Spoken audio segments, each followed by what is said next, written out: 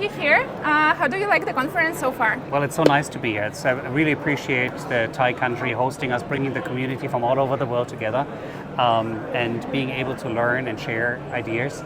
It's a fantastic opportunity, and I think the VOW team here in Sukhumvit putting this together makes it super convenient for all of us to meet and to exchange ideas.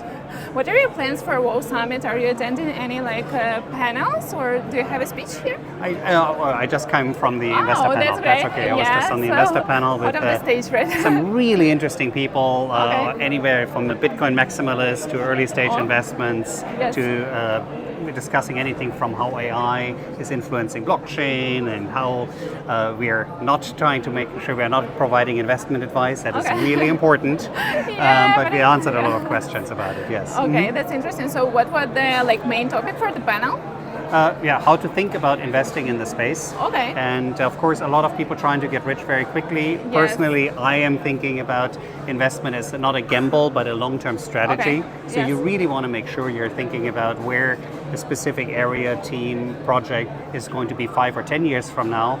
And then it starts to make sense to think about it as an investment option, not as a gambling option. Okay. What are the key rules how to choose the project to invest in?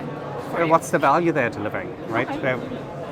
And is it scalable? It's again, if you're providing something that maybe 1 or 2 people find interesting, it's probably very hard to build a business around it. But if you're providing infrastructure that millions of people will use, or very large organizations will use that are utilizing, are used to spending millions on infrastructure, for example, then there's a business opportunity there. Okay, so sustainability is a main point here, right? How long that project can exist? Exactly. I mean, if you're an early stage investor, you know that at least 9 out of 10 companies will very likely disappear sooner than later. So you need to make sure you're picking very wisely, and even then, the returns have to be of the one success have to basically make up of the 5, 6, 7 failures that are in the process. So sustainability as an investment is very important. Okay. I usually say that there's a horrible business called the wine business. There's a secret of making a small fortune in the wine business. Wine business? In the wine, making wine is one of those horrible businesses. Why? So you can make a small fortune in the wine business by starting with a very big fortune. So same in crypto, right? If you are just gambling, it's very, very easy to turn a big bag of assets into basically nothing, and the money is not lost, it's just in somebody else's pocket, so you have to be super careful of how you're approaching the space. Yeah, that's interesting. Someone mentioned that the biggest challenge for the industry is the lack of patience. So I also think about it a lot, because we have millions of people here in the industry, and they just come for these fast wins. And that is really sad, because this is, I think, we're really in the middle of one of the key innovations of literally human history. 5,000 years ago, we had single entry accounting, gave us centralized governments and unlocking the economic potential of a few. 500 years ago, double entry accounting gave us the financial system we have today.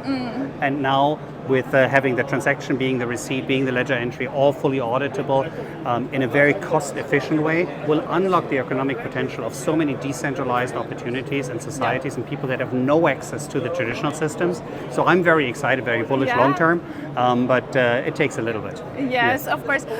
What's your prediction for the next year? Maybe you can predict something specific?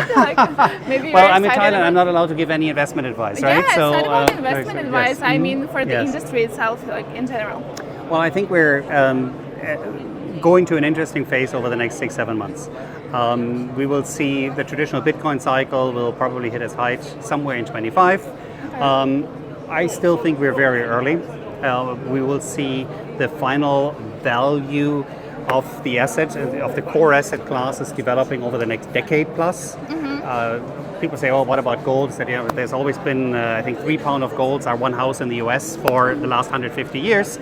We're not there. That final price, inflation adjusted, we haven't reached that for Bitcoin, and then Ethereum as an underlying asset supporting the infrastructure of anything from decentralized finance to AI. All of those things, we're just in the very, very beginning. We see a lot of fluctuation for sure, but the ultimate value is still to be unlocked.